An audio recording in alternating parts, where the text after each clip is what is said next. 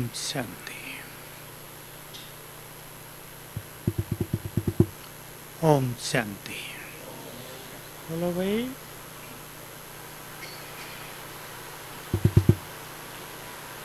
बाबा की मुरली सभी ने सुनी।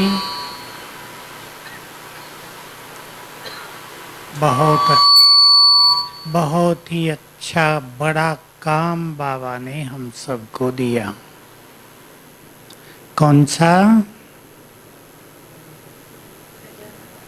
बोलो नायब भाई। और कुछ काम दिया। ये तो हमारा अपना है, दूसरों के लिए काम।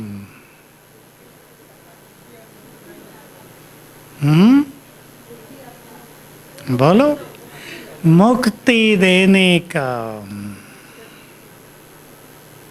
इसलिए पहली बात मैं सभी से कहूँगा, शांतिवन वाले बहुत हैं आज।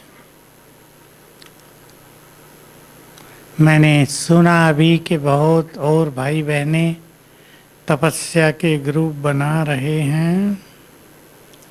बहुत अच्छी बात है। अब इस महान यज्ञ को महान तीर्थ बनाने के लिए तपस्या करेंगे, क्योंकि यहाँ बहुत लोग मुक्ति के लिए आएंगे।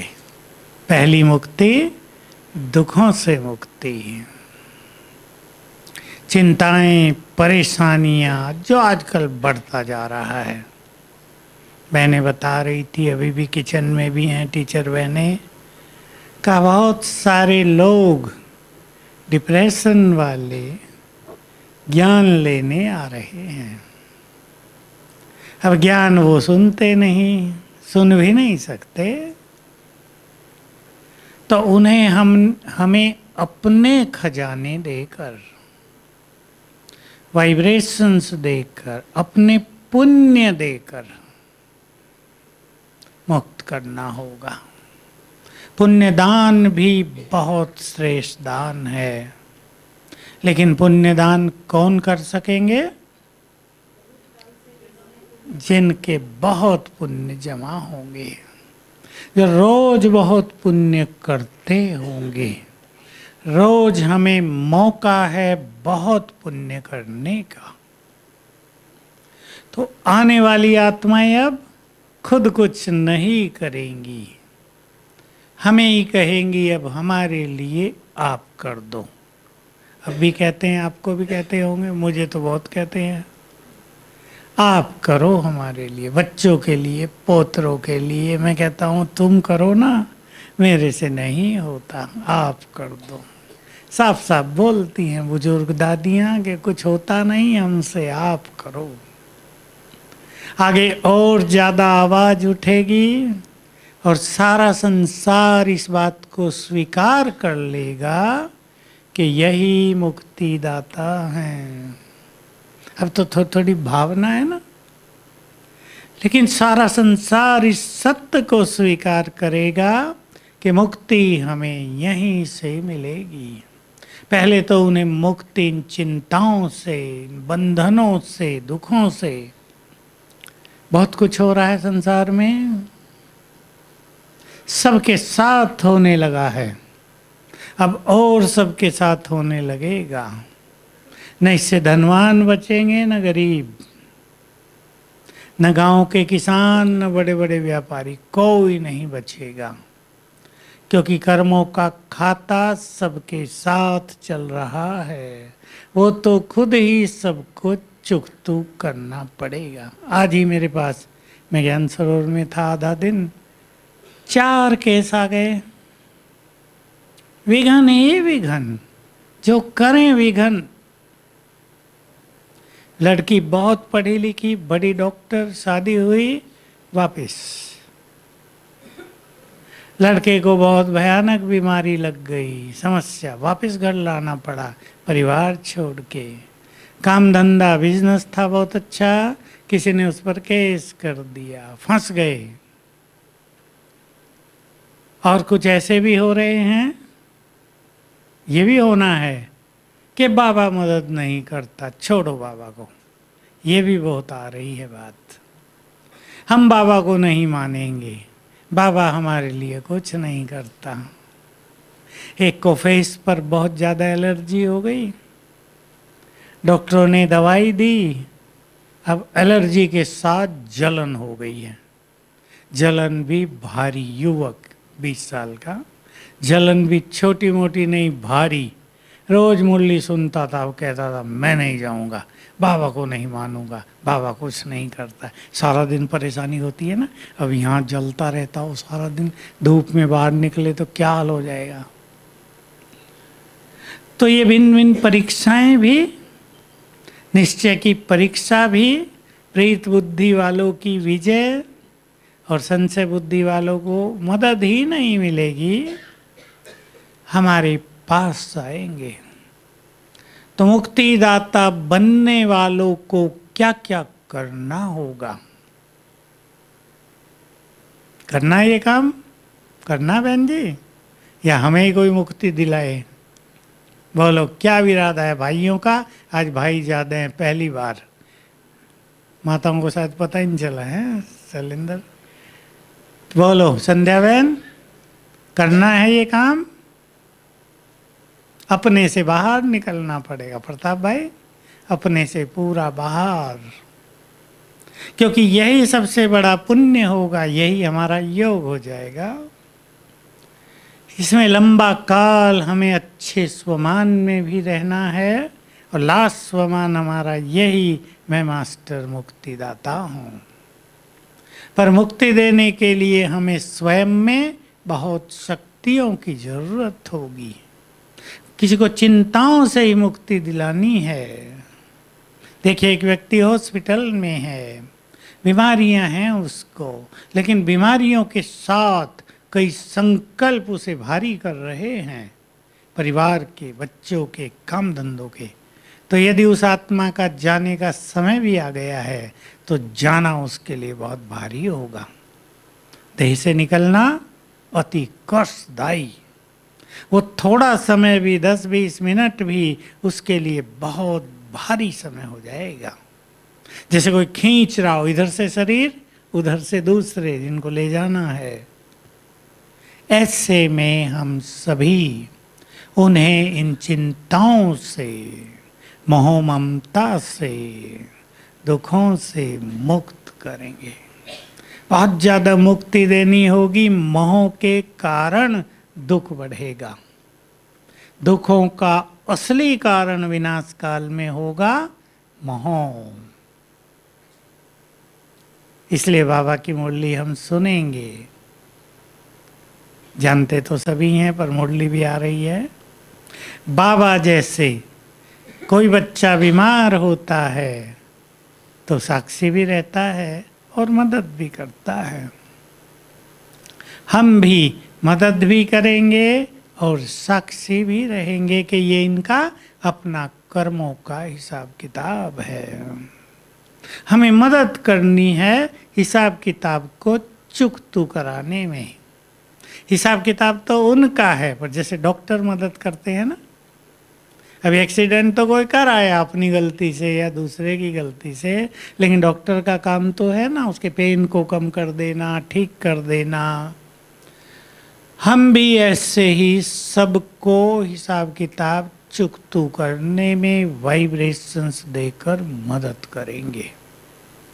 तो अब मुक्ति लेने वाले हमारे इन तीनों सर्वश्रेष्ठ स्थानों पर बहुत आएंगे।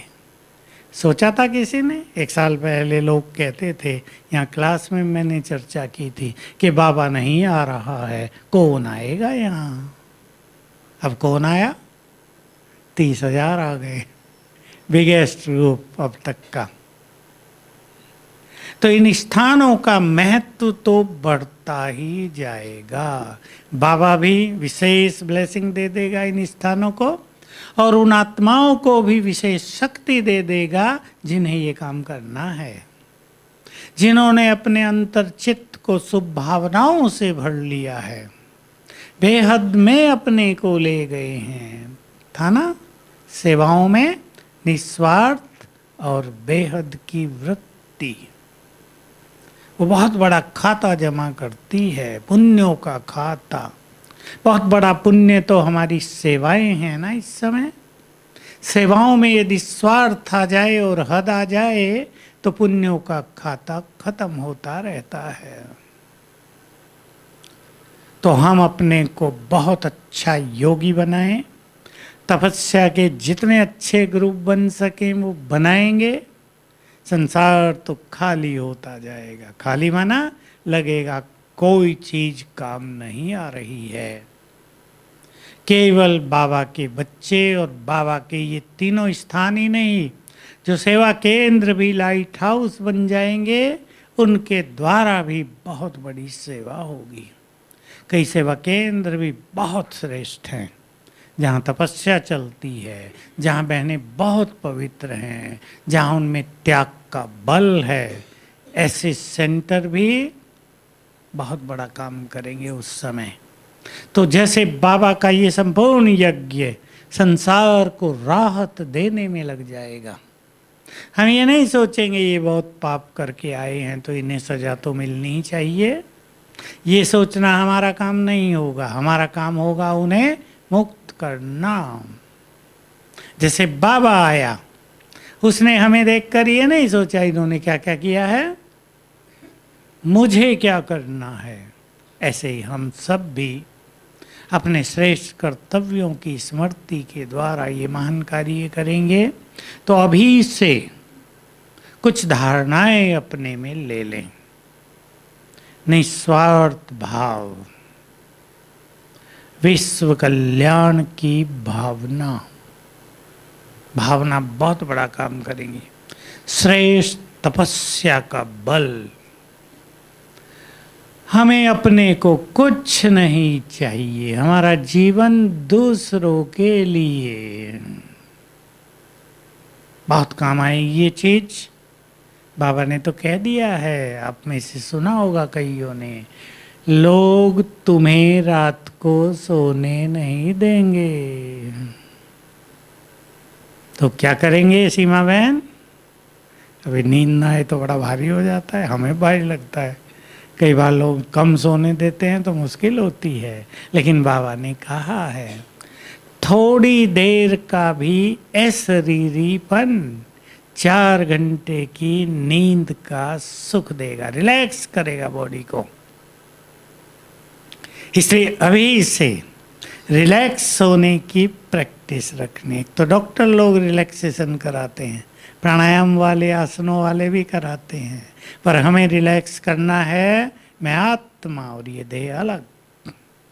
संकल्प करते ही रिलैक्सेशन शुरू हो जाए।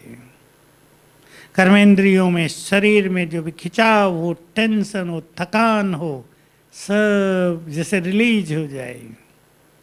ये प्रैक्टिस हमें बहुत अच्छी अभी से कर लेनी है, क्योंकि द्वार पर आए हुओं को हम ना नहीं कह सकेंगे। वो जाएंगे भी नहीं, वो तो डेरा डाल देंगे वहीं कि हम तो मुक्त होके जाएंगे, हमारे लिए करो। तो बहुत अच्छी योग तपस्या भी हमारी हो। हमें अपने लिए कुछ नहीं चाहिए, और जो बाबा ने कहा सर्व खजानों से भरपूर। अब आने वाले समय में सेवा उनके द्वारा ही होगी जो सर्व खजानों से भरपूर होंगे। ये बाबा पहले कह आए हैं, मुझे तब से ये बात याद है। दृष्टि से सेवा होगी, और दृष्टि से वही तो निकलेगा जो अंदर में भरा हुआ है खजाने। इसलिए कौन कौन से खजाने स्वयं में भरने हैं?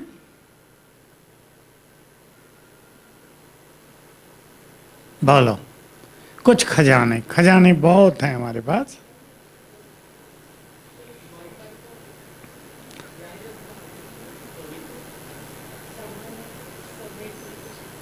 नहीं, खजाने शक्ति सब एक खजाना हो गया। बोलो अर्जुन। ठीक बोल रहे आप, सब ठीक बोल रहे। बोलो। नहीं, सारे खजाने तो बहुत अच्छे, समय भी खजाना है, खुशी भी खजाना है। हमें एक खजाना भरना है वरदानों का, ताकि वरदानी स्वरूप से हम सेवा कर सकें। और मुरली में आ गया, मुरली में नहीं, ये गीत है हमारा, सबसे बड़ा खजाना है बाबा, मालिक खजानों का, उसको ही अपना बना के रखें तो खजाने भरपूर रहेंगे। लेकिन हमें खजाने जमा करने हैं दुआओं के, प्योरिटी का, पुण्य कर्मों का। और योग तो बहुत बड़ी शक्ति है ही, वो शक्तियों का खजाना उससे मिलेगा। कुछ खजाने ऐसे हैं जो हमारे काम आएंगे। समय का खजाना वो हमारी अपने लिए है कि हम अपने समय को सफल करते चलें, हमारे पास एक एक पल की वैल्यू हो, हम उसे ऐसे ऐसे ही बिता न रहे हों, एक एक क्षण कीमती है, उसको हम उसी रूप से यूज कर रहे हों। श्रेष्ठ संकल्पों का खजाना भी हमारी स्थिति को महान बनाने के लिए है। गुणों का खजाना सदा सदा हमारे साथ रहेगा। जो गुण हमने यहाँ धारण कर लिए वो चलते रहेंगे। हम सब ध्यान दें एक बात पर, हम अपने 100 ब्राह्मणों का सर्वे करें। कोई ब्राह्मण बहुत भोला है, कोई बहुत पवित्र है, कोई बड़ा त्यागी है, किसी में सरलता का गुण है, कोई बहुत संतुष्ट है, किसी में प्रेम का गुण है, वो प्रेम ही देगा। कोई बहुत खुश रहता है, देखे हैं ना सबने। कोई बहुत शक्तिशाली है। तो जिसने जिस गुण की अधिकता संगम युग पे प्राप्त कर ली, वो पूरा कल्प चलता रहेगा उनके साथ। इसलिए बाबा ने कहा ये खजाने अविनाशी हैं। मैं एक बात पर ध्यान रखता हूँ और आप सबका भी ध्यान दिलाऊंगा। देखिए, मनुष्य जीवन के लिए सर्वश्रेष्ठ उसकी चीज है, ये भी बहुत बड़ा खजाना है, उसकी बुद्धि है ना। सब पढ़े हैं, सबको अनुभव है। जो बुद्धिमान रहे हैं उन्होंने पढ़ाई को एंजॉय किया। जो बुद्धिमान रहे उनको कैसा शुभमान रहा जीवन भर, उनके लिए सब काम इजी होता रहा। वो रात दिन कोचिंग ट्यूशन नहीं करते थे। कोचिंग ट्यूशन तो उनको करना है जो ढीले बच्चे हैं। ये बुद्धि का निर्माण इस समय हम करते हैं ना।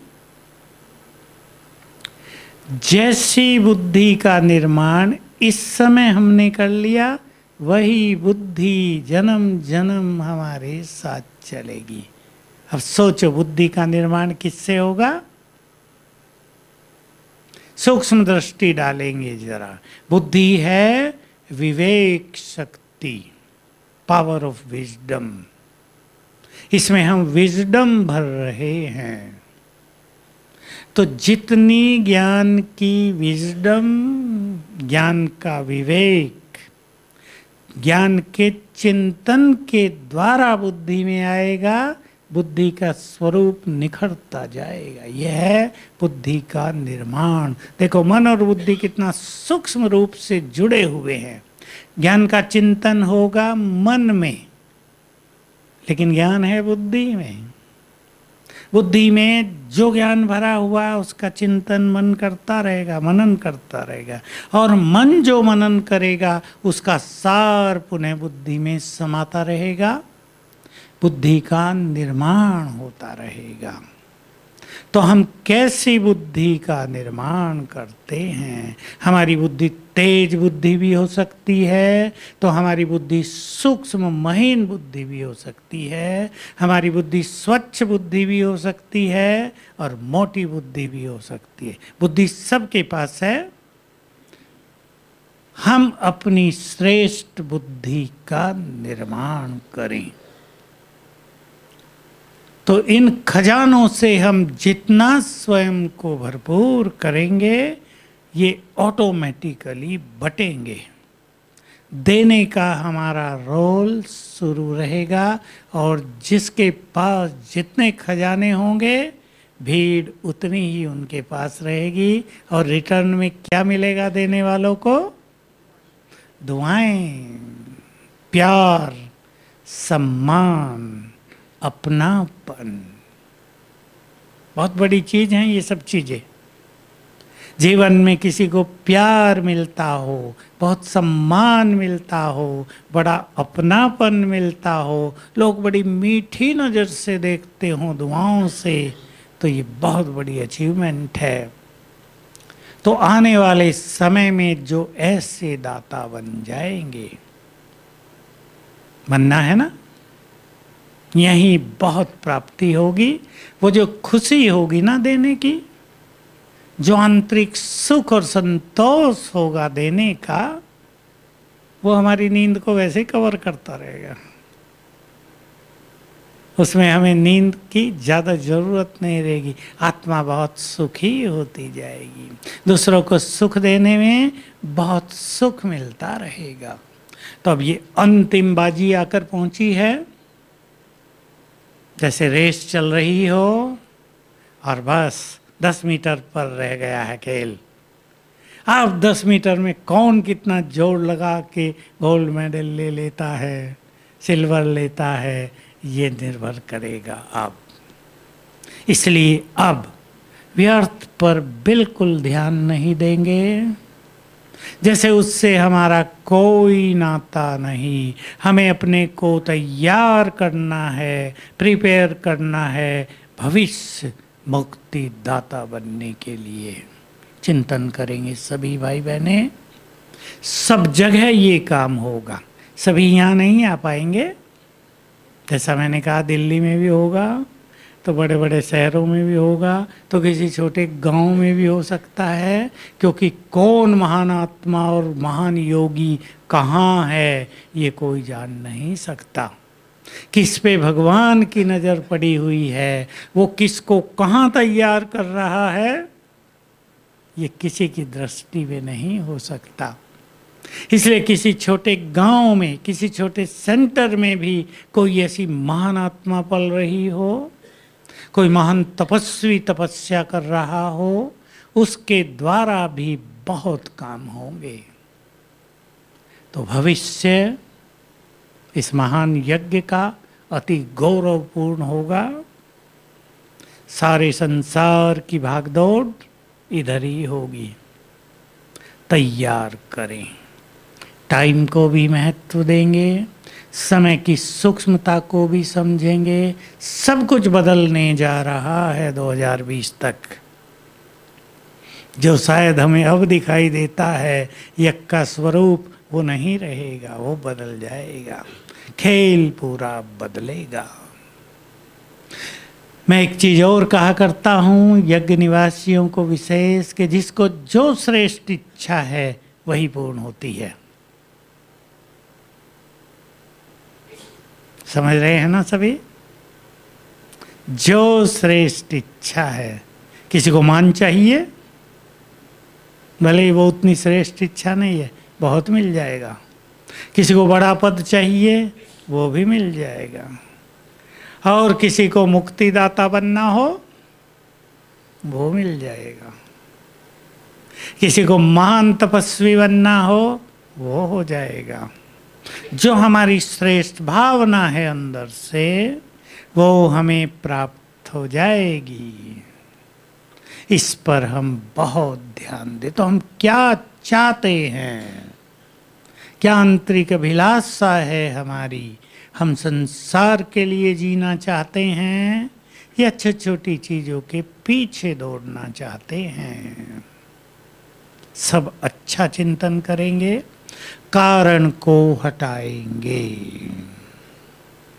कारण तो हैं, किसी को तबीयत का कारण हो सकता है, किसी को कोई साथी पुरुषार्थ न करने दे वो कारण हो सकता है, किसी के चारों ओर का माहौल अच्छा न हो वो कारण हो सकता है, किसी को कार्य सेवा ज़्यादा हो वो कारण हो सकता है, किसी के साथी और ढंग के हों, कोई भी तपस्वी ना हो वो भी कारण हो सकता है। किसी को बार बार अपमान सहना पड़ता हो, किसी का बुरा व्यवहार देखना पड़ता हो, ये भी कारण हो सकता है। लेकिन हमें इन सभी कारणों का निवारण करके आगे निकलना है। मुरली आएगी अभी। ऐसे तो बाबा कहते हैं किनारा न करो, पर कई बाबा ने ये भी कहा किनारा कर लो ऐसों से जो तुम्हें शेष तपस्या में बाधक बने हुए हैं, उनसे थोड़ा डिटैच हो जाओ, किनारा कर लो। कि कोई कोई आत्मा हमारे साथ ही ऐसी हो सकती है जो न खुद कुछ करती हो न हमें करने देती हो। कोई कर्म बंधन पास्ट का ज़्यादा हो, किसी माँ का कोई बच्चा ऐसा हो कि उसका पूरा जीवन उस बच्चे में सिमट कर रह गया हो, उसकी बीमारियाँ, वो पढ़ता नहीं है, वो गलत संग में है, उसी में सिमट गया हो एक माँ का जीवन, ये भी कारण हो सकता है। स्वयं को बाहर निकालना ये स्वयं की अपनी विवेक शक्ति है। तो हम संतुष्ट भी करें स्वयं को और इन कारणों को हटाते चलें। कारण रहेंगे पर निवारण हमें करना है। समस्याएं रहेंगी और बढ़ेंगी पर हम हैं समाधान स्वरूप। हम अपने संकल्पों को जरा सा चेंज करें। समस्याएं बहुत हैं ये सोचेंगे, विघ्न बहुत है ये सोचेंगे तो मन भारी हो जाएगा। पर विघ्न विनाशक हम हैं, समस्याओं को समाप्त करने वाले हम हैं, ये सोचेंगे तो हमारी शक्तियां बहुत बढ़ जाएंगी। एक और बात पे सभी ध्यान देंगे जो बहुत इम्पोर्टेंट है हम सबके जीवन के लिए। खजानों की चाबी नहीं, नहीं, वही याद करो जो बाबा ने कहा, क्योंकि जिससे पूछेंगे खजानों की चाबी 3 बिंदी है तो वो भी ये सत्य है, पर उसका एक प्रैक्टिकल स्वरूप वो ये कि जिनके पास सर्व खजाने हैं उनकी स्थिति क्या होगी। बाबा ने तो ये बोला उसका आधार क्या है, पर उसकी स्थिति होगी निमित्त और निर्माण। ये हमारी सर्व धारणाओं में सर्वश्रेष्ठ धारणाएं हैं। निमित्त भाव गुह्य है ये बात। हम कितना बड़ा कार्य कर रहे हों लेकिन ये अनुभूति रहे कि मैं केवल निमित्त हूँ, हो ऊपर से रहा है। एक हंसी की बात सुना दूँ। एक माता आई अभी, कहा भाई मुझे एक संकल्प बड़ा खराब चलता है उसका समाधान चाहिए। क्या? कोई भी समस्या घर में आती है ना, मैं बाबा को कहती हूँ तुम अलग हटो मैं करूँगी। मैंने कहा तो इसे चेंज कर दो ना कि मैं अलग हटती हूँ बाबा आप करो। कहा होता ही नहीं मेरे से, यही संकल्प आता है आप हटो मैं करूँगी और होता नहीं। मैंने कहा ये समस्या तो मेरे पास भी पहली बार आई किसी की, अभी 6 बजे। तो विचार परिवर्तन परम आवश्यक है ना। निमित्त भाव और मैंपन पूरी तरह छूटता चले। निर्माण चित्त बड़ी गुह्यता है अभिमान में। श्रीमद् भगवत गीता में भी इस पे बहुत कुछ कहा गया है। 3 शब्दों का प्रयोग है, अभिमान, घमंड और अहंकार। योगी तीनों से परे हो जाता है। तीनों का अलग अलग रूप में प्रयोग किया है। तो घमंड थोड़ा बड़ी चीज़ है, अभिमान उससे सूक्ष्म और अहंकार मैंपन ये और सूक्ष्म। तो हम अपने मैंपन को पहचानते चलें। किसी में यही मैंपन हो सकता है कि परिवार वाले मेरी बात सुनते नहीं। भाई मैं बड़ा हूँ परिवार का, मेरी बात नहीं सुनते, मेरे से पूछ के कुछ नहीं करते। लेकिन इसमें मनुष्य को थोड़ा सा समझदारी से काम लेना चाहिए। अब आपके बच्चे या और कोई रिलेटिव बड़े हो गए, उनके बाद भी तो बुद्धि होगी या नहीं कुछ? या वो बच्चों की तरह सदा पूछते ही रहेंगे क्या करूं पापा? या आप चाहेंगे कि अब मेरा बच्चा इतना बुद्धिमान और योग्य हो कि मुझे भी राय दे कि पापा ये कर लो? क्या चाहेंगे पापा, सभी बताओ डॉक्टर? ऐसे बुद्धिमान बच्चे जो अपने निर्णय स्वयं लें, तो हमें इसमेंपन की जरूरत नहीं। हम अपने बच्चों को इतना योग्य बना दें, समझदार बना दें, भले ही वो उन पे डिपेंड करता है, पर हमारा भी इसमें परम कर्तव्य है कि हम उनको डिपेंडेंट न रखें अपने पे, उनकी बुद्धि का विकास होने दें ताकि वो जीवन के निर्णय स्वयं लें। हम थोड़ा ही उनके साथ रहेंगे सदा। कोई माँ बाप अपने बच्चों के साथ सदा रहते हैं क्या? उन्हें अपने निर्णय स्वयं लेने दो। आप राय दें, विचार विमर्श करें, तो ये जो मैंपन काम करता है सूक्ष्म रूप से, मैंने ये किया, ये मेरी ये विशेषता है, या केवल मैं ही ये कर सकता हूँ, ये सब भी सूक्ष्म मैंपन है। मैं कभी कभी सोचा करता हूँ कि न जाने भगवान की दृष्टि किस पर हो, जो हमारी कल्पनाओं से परे हो, और समय आने पर वो आत्मा इमर्ज होकर ऊपर ला दे बाबा उसको कि ये है, अब देखो। और ये संभव है कि आने वाले समय में जो गुप्त योगी हैं, ऐसा नहीं कि नहीं है। 108 आत्माएं बहुत श्रेष्ठ पुरुषार्थी हैं। उनमें से बाबा ने कहा हुआ पहली 25 आत्माएं बहुत महान हैं। अब हम शायद 25 गिने तो हमें थोड़े से ही नजर आएंगे, लेकिन गुप्त बहुत होते हैं। और 1008 तक आत्माएं बहुत महान होती हैं। 108 के बाद और 900, 1008 तक, ये सब बहुत पवित्र आत्माएं और महान आत्माएं हैं। ये सारे संसार में, विशेष भारत में, जैसे अलग अलग जगह बड़ी बड़ी लाइट जलेंगी सबको रोशनी देने के लिए, तो आने वाले समय में ये स्थापना का कार्य इन्हीं महान आत्माओं के द्वारा पूर्ण होने वाला है। केवल सेवा करने वालों के द्वारा कार्य पूर्ण नहीं होते हैं, परम पवित्र आत्माओं के द्वारा और श्रेष्ठ तपस्वियों के द्वारा ये स्थापना का कार्य पूर्ण होगा। दो बातें मुझे याद आ रही हैं जो बहुत ही गहरी हैं। एक बाबा ने कहा, तुम्हारी संपूर्णता का प्रकाश ही संसार से अज्ञान के अंधकार को समाप्त करेगा। देखिए, ज्ञान तो हम मुख से बहुत दे रहे हैं, परंतु कितने लोग उसे स्वीकार करते हैं, कितने ग्रहण करते हैं, हम सब भी जानते हैं। लेकिन जैसे जैसे हम संपूर्णता की ओर चलेंगे, सबको बातें स्वीकार करनी ही होंगी। चंद्रमा पूर्ण हो जाता है, सबको आकर्षित करता ही है। और दूसरी बात बाबा ने कही थी, जब कही थी तब तो मुझे भी इसका पूरा अर्थ समझ में नहीं आया था, पर बात बहुत अच्छी लगी।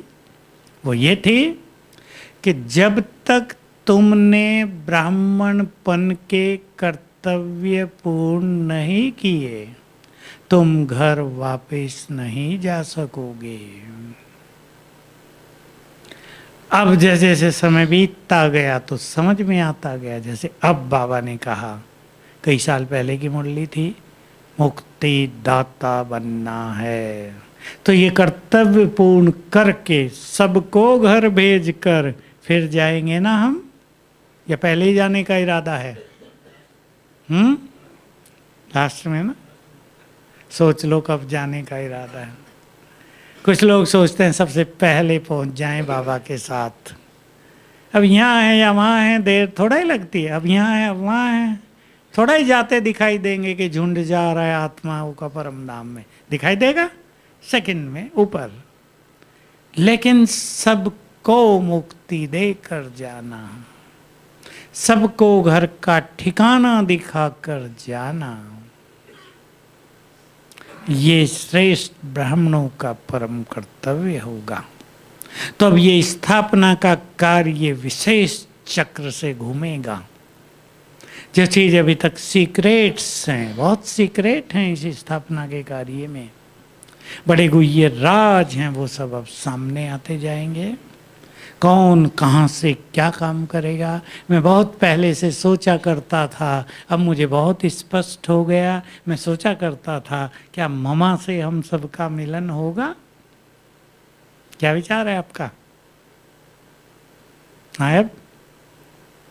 अब मुझे बिल्कुल क्लियर आभास ही नहीं पता है कि मिलन होगा, थोड़े ही साल में हो जाएगा। वो सबसे महान हीरो एक्टर है ना, उसने तब तो काम गुप्त ही किया ना, किसने जाना मामा को, लेकिन सारा संसार उसको अम्बा जगदम्बा कहता है, तो जुड़ेंगे ना यहाँ से, उसकी महिमा यहीं गाई जाएगी, फूल चढ़ेंगे यहीं उन पर। तो ये बहुत बड़ा रोल अब आने वाले दिनों में हम सब देखेंगे। तो हम 3 बिंदी लगाते चलें, कारणों को हटाते चलें। कारण इम्पोर्टेंट नहीं होते, वो तो रहेंगे, हम अपना मार्ग निकालते चलें। किसी ने कहा, रिलैक्स करने वाली बात है कि भाई मैंने बहुत प्रयास कर लिया, अमृत वेले मुझे मजा नहीं आता, क्या करूं? कहा मैंने बहुत कर लिया माता कोई, मेरी बहुत इच्छा, मैं उठती हूँ रोज, लेकिन मुझे नहीं मजा आता। फिर मैं मुरली पढ़ के गीत वीत सुन के उस समय को बिताती हूँ, तो मैं क्या करूँ? तो मैंने उसे याद दिलाया, जैसे अमृत वेला सवेरे है, अमृत वेला शाम को भी है। 6 साढ़े 6 होते होते जैसे ही सूरज ढलने लगता है, प्रकृति में पुनः सुंदर वाइब्रेशंस हो जाते हैं। ये टाइम भी योग अनुभूतियों के लिए अति श्रेष्ठ है। चलो तुम सवेरे नहीं कर पाती हो, करना ऐसे ही जो कर रही हो, लेकिन इस शाम के समय बहुत अच्छा योग लगाओ। उन्हें कहा मेरा बहुत अच्छा लगता है शाम को। तो ये सुंदर बात है ना, कारण का हम इस तरह निवारण कर लें। कुछ चीज हमसे नहीं हो रही है, उसके पीछे ज्यादा परेशान न हो, बिल्कुल सरल मार्ग बनाएं। जो चीज हम नहीं कर पा रहे हैं उससे ही युद्ध करते रहना, ये बुद्धिमानी नहीं है। मार्ग निकाल लें, थोड़ा अपने को मोल्ड कर ले। ये नहीं हो रहा है ना, ये कर सकते हैं, ये करेंगे। तो इस तरह हम कारणों से ऊपर उठते उठते आगे बढ़ते चलेंगे। बात अब 3 बिंदुओं की है। खजानों पर तो सभी ध्यान दें, स्वयं के पुरुषार्थ से खजाने जमा करना। दूसरा, दुआओं से दुआएं किसको मिलती हैं? संतुष्ट करना और संतुष्ट रहना। और तीसरा, पुण्य सेवाओं से जो हम पुण्य करते हैं, दूसरों को सुख देकर जो हम पुण्य करते हैं, उसको भी हम बढ़ाते चलें। बहुत ध्यान देंगे संतुष्ट रहना और संतुष्ट करने पर। परिवार में भी आपको सबको संतुष्ट करना होता है। देखो, माताएं अपने सब परिवार को भोजन से संतुष्ट करती हैं या नहीं? या कहेंगे हमने बना दिया, खाना हो खाओ, नहीं खाना हो नहीं खाओ। संतुष्ट करते हैं। हम सब में दूसरों को संतुष्ट करने की क्वालिटी है, वो संस्कार भी है। हम केवल संकल्प रख लें कि हमें सबको संतुष्ट करना ही है जितना हो सके।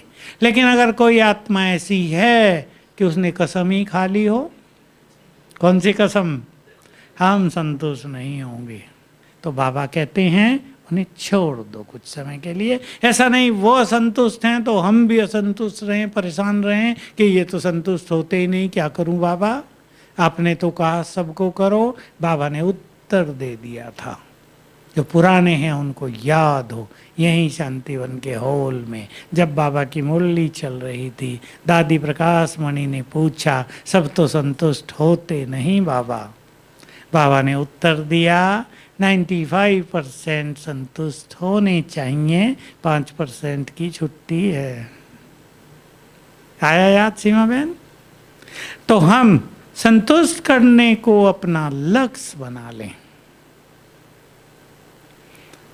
बाकी दूसरे को संतुष्ट करने के लिए हम परेशान रहें इसकी जरूरत नहीं। तो हमारे ये सब खजाने बढ़ते जाएंगे। योग की शक्ति से हम खजाने बढ़ाएं। और 3 बिंदुओं की जो बात है उसका सार ये है, खजाने बढ़ना माना व्यर्थ संकल्प जरा भी न हो। व्यर्थ अगर हैं तो खजाने बहते जाएंगे।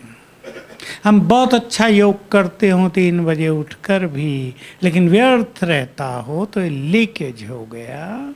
इसलिए 3 बिंदुओं की बात बाबा ने की। जैसे ही हम अपने निराकारी बिंदु स्वरूप में स्थित होंगे, अनेक संकल्प इस स्वरूप में समा जाएंगे।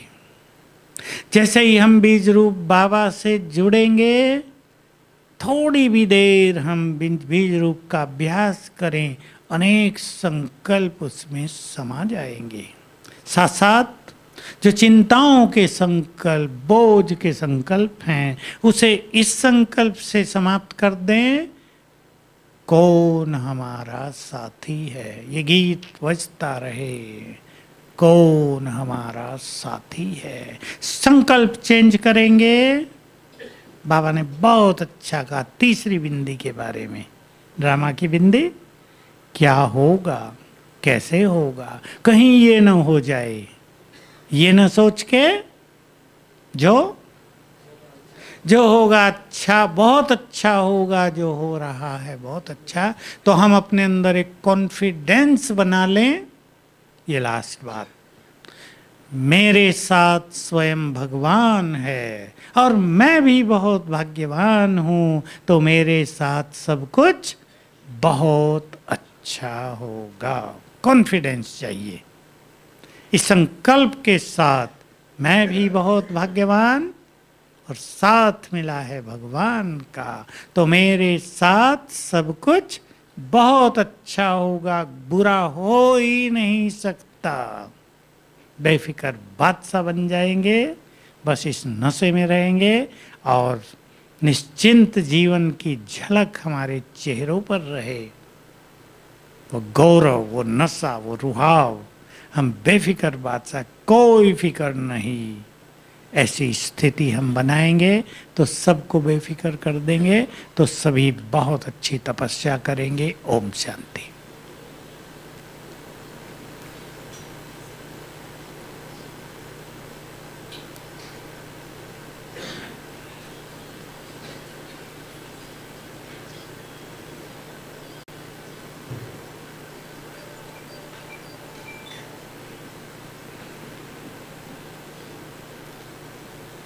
पावरफुल फीलिंग में बैठेंगे। परम धाम में मैं मास्टर बीज, सर्वशक्तिवान बीज के साथ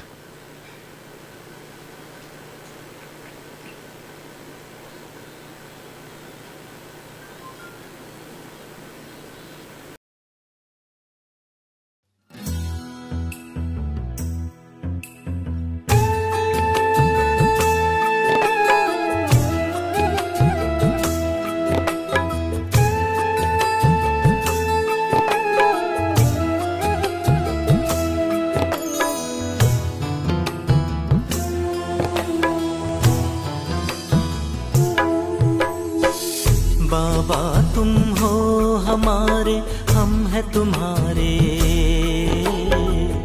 बाबा तुम हो हमारे, हम हैं तुम्हारे।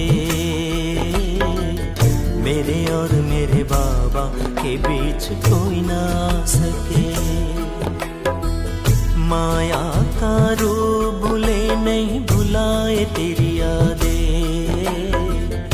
बिसरे नहीं बिसरे तेरी शिक्षाएं। बाबा तुम हो हमारे, हम हैं तुम्हारे।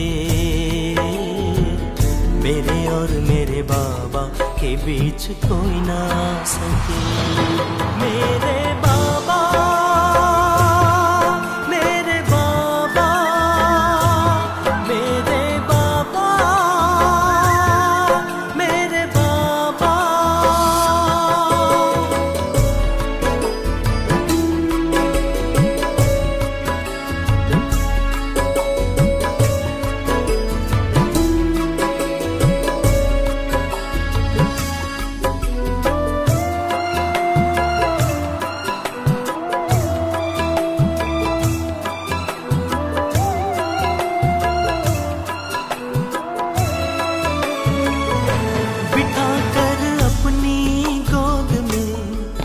जैसा था मेरा आदि स्वरूप, वैसा ही रूप दिखाया, वैसा ही अनुभव कराया, वैसा ही रूप दिखाया, वैसा ही अनुभव कराया। अब रहा न कोई शिकवा, दूरंदेशी हमें बनाया, परिवर्तन का पाठ पढ़ाया, मधुबन में हमें बुलाया, परिवर्तन का पाठ पढ़ाया, मधुबन में हमें बुलाया। मेरे बाबा,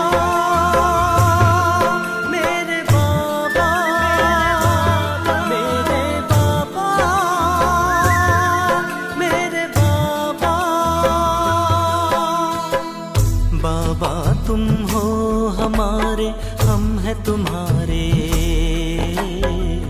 बाबा तुम हो हमारे, हम हैं तुम्हारे। मेरे और मेरे बाबा के बीच कोई ना सके। माया का रूप भूले नहीं भुलाए तेरी यादें, बिसरे नहीं बिसरे तेरी शिक्षाएं। बाबा तुम हो हमारे, हम हैं तुम्हारे। मेरे और मेरे बाबा के बीच कोई ना सके। मेरे बाबा, मेरे बाबा, मेरे बाबा, मेरे बाबा।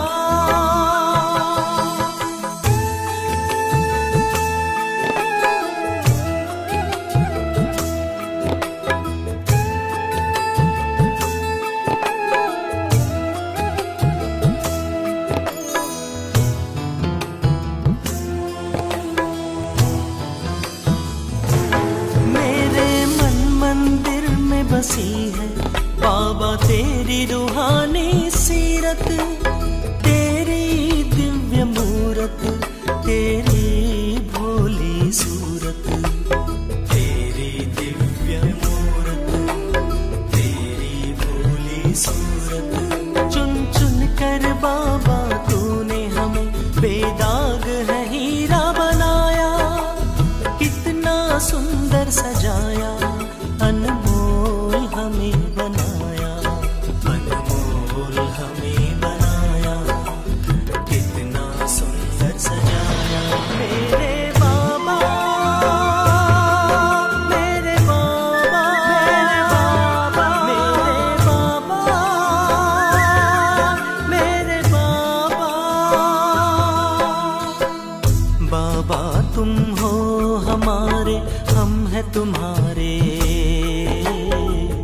बाबा तुम हो हमारे, हम हैं तुम्हारे।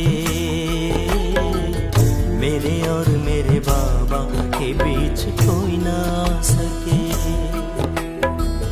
माया का रूप भूले नहीं भुलाए तेरी यादें, बिसरे नहीं बिसरे तेरी शिक्षाएं। बाबा तुम हो हमारे, हम हैं तुम्हारे। मेरे और मेरे बाबा के बीच कोई ना आ सके।